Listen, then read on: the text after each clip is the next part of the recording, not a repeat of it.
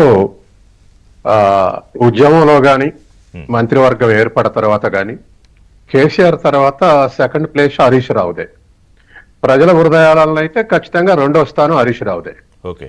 ఇంతకుముందు మన మిత్రులు అన్నట్టు క్రియాశీలకంగా ఉంటాడనేటువంటిదే కాదు, ఇనిషియేషన్ అద్భుతమైనటువంటి ఇనిషియేషన్ ఉంది. నేను ఒక 5,000 మంది ఎంప్లాయీస్ రెగ్యులైజేషన్ గురించి 2-3 ఏళ్లు హరీష్ రావు ఇంటికి ఉదయం 8-9 పోతే దరిదాపు ఒక 25 మంది ఎమ్మెల్యేలు ఎమ్మెల్సీలు పనులు చేయించడానికి హరీష్ రావు దగ్గరికి వచ్చేవాళ్ళు. ఒక 300-400-500 మంది, దరిదాపు 500 మంది క్యాంపస్ నిండిపోయి ఉండేవాళ్ళు రిప్రజెంటేషన్స్ కొరకు. వాళ్ళకి ఇంకెవరు ప్రగతి పని పోయి కేసీఆర్ ని గెలవలేరు, ఇంకో మంది ఆ స్థాయిలో ధైర్యంగా రెస్పాన్స్ ఇవ్వలేదు. కాబట్టి ఎప్పుడు పోయినా ఇక్కడ మిగతా మంత్రుల హెడ్ క్వార్టర్స్ లో మిగతా ఖాళీగా ఉండేది, ఉదయం లేచారా లేదా అనేది అనుమానం వచ్చేది నాకు. కానీ ఇక్కడ మాత్రం క్యాంపస్ నుండి కిటకెట్లాడేది. ఆయన ఆ ఇనిషియేషన్ తీసుకుంటూ, అంటే అది కేసీఆర్ చేసినా నేను చేసిన ప్రభుత్వం కోసమే అన్నటువంటి ఉద్దేశంతో చేశాడు. కానీ ఆ తర్వాత వేటు పడింది. ఏమిటి వేటు అన్నప్పుడు ఇద్దరిని మంత్రివర్గం నుంచి దూరం ఉంచి కేటీఆర్ ని మాత్రం వర్కింగ్ ప్రెసిడెంట్ గా పెట్టాడు. అంటే హరీష్ రావు దగ్గరకు వచ్చే ఎమ్మెల్యేలు ఎమ్మెల్సీలు అంతా కూడా ఫంక్ అయ్యారు. మళ్ళీ హరీష్ రావును కలిస్తే టికెట్ రాదనేటువంటి స్థితి సృష్టించారు. తర్వాత ఆ దరిదాపు మొత్తం నాయకులందరూ కూడా కేటీఆర్ గెలవాలి తప్ప ఇంకోళ్ళు గెలవటానికి వీళ్ళేదో ఒక ఛానలైజ్ చేయగలిగాడు కేసీఆర్. కేటీఆర్ దగ్గరికి మొత్తం నాయకులందరినీ ఛానలైజ్ చేశాడు. ఇది హరీష్ రావు నిర్వహించినటువంటి పాత్రకు ఆయనే షాక్ అయి ఉంటాడు. ఆయన గెలుద్దాం అనుకున్నటువంటి వాళ్ళకు కూడా షాకింగ్, మనలాంటి అబ్జర్వర్స్ కూడా షాకింగ్ న్యూస్ ఇది. ఆ తర్వాత నేను ఒక 1 నెల రోజులు కరీంనగర్ జిల్లాలో తిరిగా ఒక పని మీద.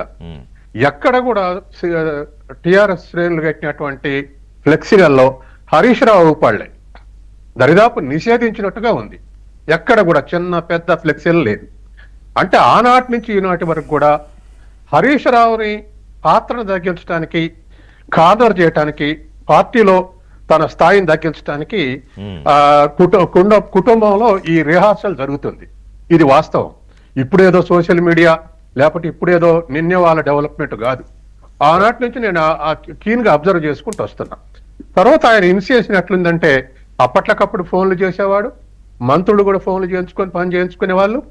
డైరెక్ట్ పోయినటువంటి వాళ్ళకు కూడా నేను పోయిన రిప్రజెంటేషన్స్ కు డైరెక్ట్ సీఎంకే ఇనిషియేషన్ చేసి జీవో ఇప్పించగలిగాడు, రెగ్యులరైజేషన్ జీవో. అంత ఇనిషియేషన్ ఉంటది. అది ఖచ్చితంగా పార్టీకి లేదా ఆయనకు కానీ అది ఒక పెద్ద ఎసెట్, ఆయన క్రియాశీల తత్వం.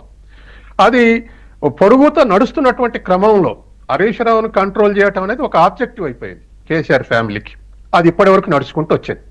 ఇప్పుడు మొన్న జరిగినటువంటి హనుమకొండ సభలో కూడా ఖచ్చితంగా మన మిత్రులు అన్నట్టుగా ఓపెన్ గానే హరీష్ రావు ఎప్పటికప్పుడు మా అధినేత కేసీఆర్ ఆయన గీసిన గీత నేను దాటను, కేటీఆర్ నాయకత్వం అప్పగిస్తే ఆయన కింద నేను పనిచేస్తాను ఆయన చెప్పుకునే పరిస్థితి అనేక సందర్భాల్లో వచ్చింది.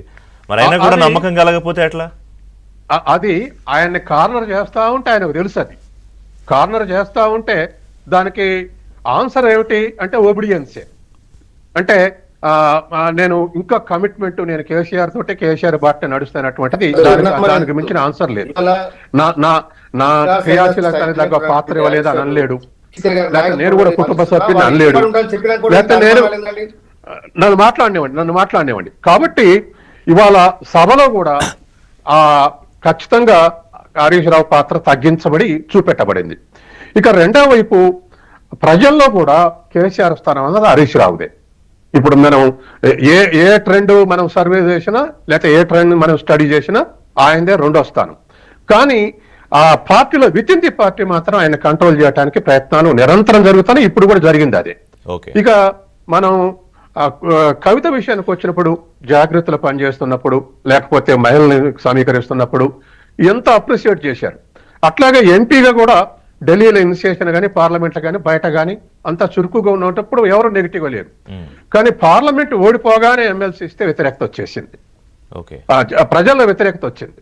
టిఆర్ఎస్ మీద, కేసీఆర్ కుటుంబం మీద కూడా వ్యతిరేకత వచ్చింది. వీళ్ళ సొంత పార్టీలో అప్పుడేమి అన్రెస్ట్ లేదా? అప్పుడు వ్యతిరేకత పార్టీలో ఏ అన్రెస్ట్ ఉన్నా ఎవరు మాట్లాడరండి. పార్టీలో మాట్లాడేంత డెమోక్రటిక్ లేదు. మన విఠల్ గారు అన్నట్టుగా ప్రాంతీయ పార్టీల్లో వారసత్వం కోసం కొట్లాడే తప్ప డెమోక్రటిక్ గా ప్రశ్నించేది ఇతర పార్టీలు.